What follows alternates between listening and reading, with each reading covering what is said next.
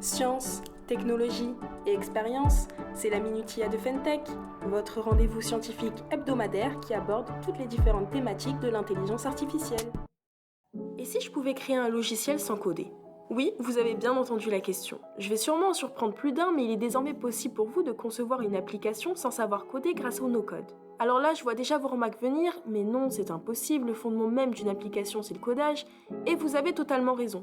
Mais laissez-moi vous expliquer. Le no-code est une technique qui permet, grâce à des outils spécifiques, de créer des logiciels sans avoir à produire aucune ligne de codage. Sans le savoir, vous en connaissez déjà sûrement, comme le CMS WordPress qui est un exemple concret. Ces solutions s'adressent principalement aux entreprises dont les équipes n'ont pas ou très peu de compétences en dev.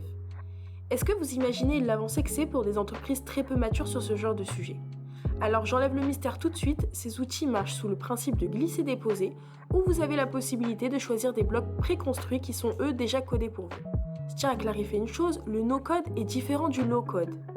Souvent confondus, ce sont pourtant deux programmes différents.